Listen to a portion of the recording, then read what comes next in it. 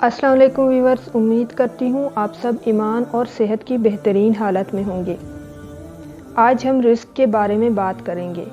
Viewers, اس میں کوئی شک نہیں کہ رزق اللہ تعالیٰ کی دی ہوئی ایک بہت بڑی نعمت ہے، اور رزق سے انسان کی زینت اور عزت دونوں میں اضافہ ہوتا ہے۔ اب 18 کروڑ کی آبادی میں ہر انسان کی خواہش ہوگی کہ وہ بلینئر اور ملینئر بن جائے۔ اچھی خواہش ہے، کیونکہ خواہش ہی انسان میں محنت اور آگے بڑھنے کا جذبہ پیدا کرتی ہے۔ لیکن اس میں بھی کوئی شک نہیں ہے کہ ہر انسان اپنی عمر کے ساتھ ساتھ اپنا رزق بھی لاتا ہے۔ کہتے ہیں کہ ایک غلام تھا، ایک دن وہ کام پر نہ گیا تو اس کے مالک نے سوچا کہ مجھے اس کی تنخواہ میں کچھ اضافہ کر دینا چاہیے تاکہ وہ مزید محنت اور لگن سے کام کرے اور آئندہ چھٹی نہ کرے۔ اگلے دن مالک نے اس کی تنخواہ میں اضافہ کر دیا، جو اس نے خاموشی سے رکھ لیے۔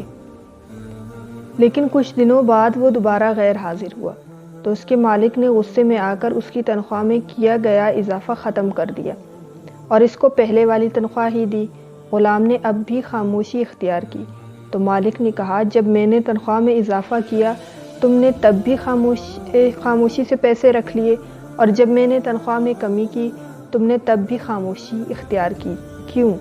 تب غلام نے جواب دیا، جب میں پہلے دن غیر حاضر تھا تو اس کی وجہ بچے کی پیدائش تھی، اور آپ کی طرف سے تنخواہ میں اضافے کو میں نے وہ رزق خیال کیا جو وہ اپنے ساتھ لے کر آیا، اور جب میں دوسری مرتبہ غیر حاضر تھا تو اس کی وجہ میری ماں کی وفات تھی، اور آپ کی طرف سے تنخواہ میں کمی کو میں نے وہ رزق خیال کیا جو وہ اپنے ساتھ واپس لے گئی، تو پھر میں اس رزق کی خاطر کیوں پریشان ہو جاؤں جس کا ذمہ اللہ نے خود اٹھایا ہوا ہے۔ ایک اور روایت میں آیا ہے کہ ایک شخص تھا، وہ رسول صلی اللہ علیہ وآلہ وسلم کی خدمت میں حاضر ہوا، اور خدمت میں حاضر ہونے کی وجہ یہ تھی کہ وہ اپنے بھائی کی شکایت لگانے آیا، جو کہ روز رسول صلی اللہ علیہ وآلہ وسلم کے ہاں علمی درس میں بیٹھا کرتا تھا اور کمانے کے لیے کوئی کام نہیں کرتا تھا۔ تو اس شخص نے کہا، یا رسول اللہ، یہ روز آپ کی باتیں سنتا ہے مگر کام کوئی نہیں کرتا اور میرا کمایا ہوا کھاتا ہے۔ تو رسول صلی اللہ علیہ وآلہ وسلم نے جواب دیا کہ تجھے کیا پتا کہ تیرے ہاتھ میں کس کس کا رزق آتا ہے۔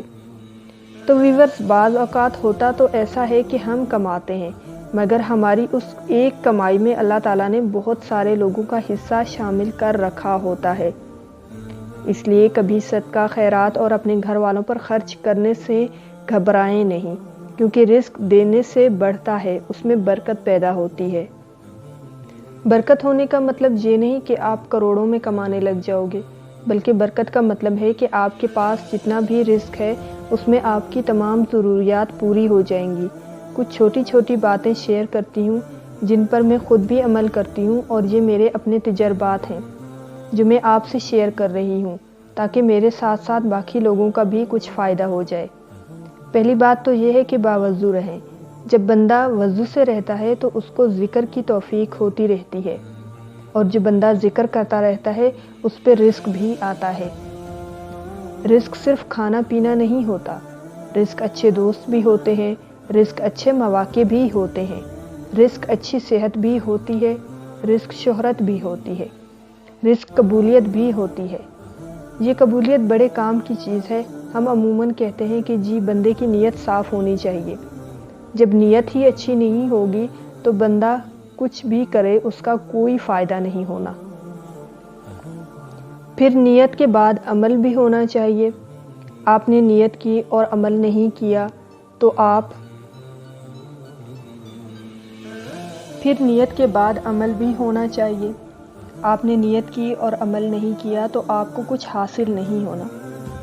اس کے بعد قبولیت آتی ہے، آپ کا عقیدہ بھی ٹھیک ہے، نیت بھی صاف ہے، اعمال بھی اچھے ہیں، اور اس کے ساتھ ساتھ اخلاص بھی شامل ہے۔ اس کے باوجود اگر وہ قبول نہ ہو تو آپ کیا کر سکتے ہیں؟ میں نے اپنی زندگی سے ایک چیز سیکھی ہے کہ دعائیں قبول ضرور ہوتی ہیں مگر وہ کچھ وقت لیتی ہیں، اور دوسرا یہ کہ کبھی کبھی ہمیں بالکل وہ چیز نہیں ملتی جو ہم مانگ رہے ہوتے ہیں، بلکہ اس سے بھی بہترین چیز ملتی ہے، اور وہ چیز ملتی ہے جو ہم نے سوچی بھی نہیں ہوتی۔ اللہ کہتا ہے کہ میں تمہیں رزق وہاں سے دیتا ہوں جہاں تمہارا گمان بھی نہیں ہوتا۔ تو بس ہمارا کام ہے محنت کرنا، دعا کرنا اور توکل رکھنا۔ اس کے بعد جو دوسرا کام ہے وہ ہے اوابین پڑھنا۔ جب ہم مغرب کی نماز پڑھتے ہیں اس کے بعد آپ 6 رکعتیں پڑھ لیجئے۔ کچھ 4 رکعتیں بھی کہتے ہیں اور کچھ 6 رکعتیں، اور اس میں 10 سے 12 منٹ ہارڈلی لگتے ہیں، زیادہ وقت بھی نہیں لگتا۔ تیسری چیز کہ اللہ کی تسبیح کے ساتھ ساتھ حمد کا اضافہ کر دیں۔